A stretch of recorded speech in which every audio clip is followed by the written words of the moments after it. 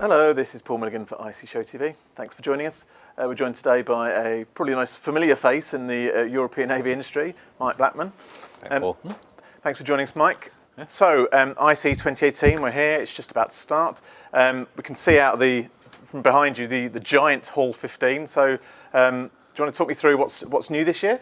Well, I mean, firstly, Hall 15 is huge. I must admit, I spent a whole year looking at it on the floor plan, and suddenly when I arrived here, I thought, wow, that is big. You know, it's a little bit different. There are only two other shows that participate here that actually use a pavilion at the front, and not as large as this one. So it's now made us not only the largest AV show in the world, we're actually the largest show of any kind in Holland.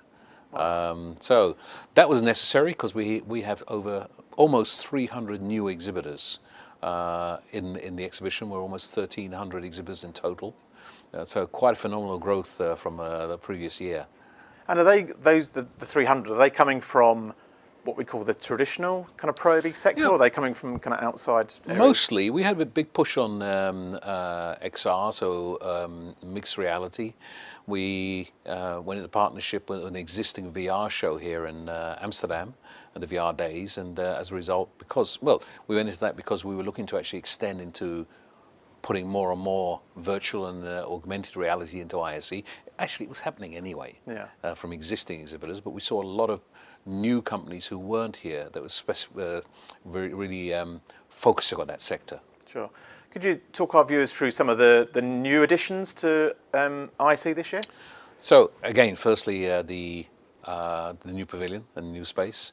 We have the traditional conferences that have been running here, but you've seen two new conferences happening. Tide, which is from Avixa, which is taking place today at Ikora, and we have our XR technology conference as well that's taking place later this week. A lot of new features in the show. The theatres, we only got 3 theatres this year. We decided to focus them a little bit more. Okay. And then in addition to this, we had a real look to see how do we get the live events people here. And we've gone into partnership with Blue Loop to actually do Blue Loop Live here as well. And they're focusing on live outdoor events. And then we went into partnership with the RAI and the Amsterdam Light Festival to launch the World Masters in Projection Mapping. So we've extended into the city with an event that's not only for the ISE attendees, but for the inhabitants of Amsterdam as well. And that's taking place in the harbour in the evenings.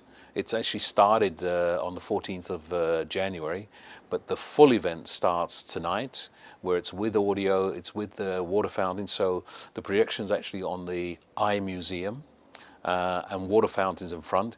Panasonic are sponsoring with their latest 4K projectors.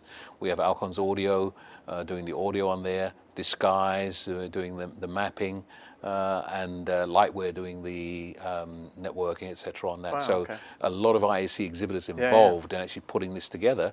And it's our first thing, it's giving something back to the city as well. Sure. Do you feel it's important to involve, like you said, some of the exhibitors that are in the show, supporters of the show? Yeah, absolutely. We think it's if we're going to do anything like this, then we need to work with the people we know, the people who support us, and bring them into it as well.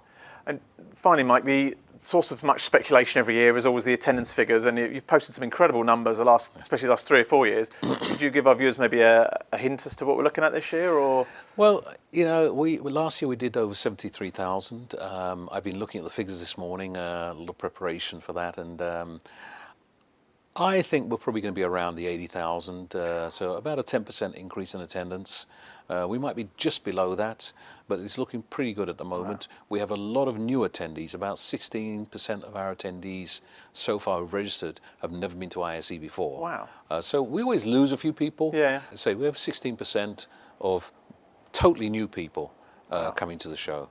Well, sounds like you don't need it, but I'm going to wish you luck with the show anyway. Yeah, thank you. And great to see new entrants, and especially the Hall 15. So I urge all our readers and viewers to get into Hall 15 and have a look around it. And Mike, thank you very much for your time. Thank you, Paul.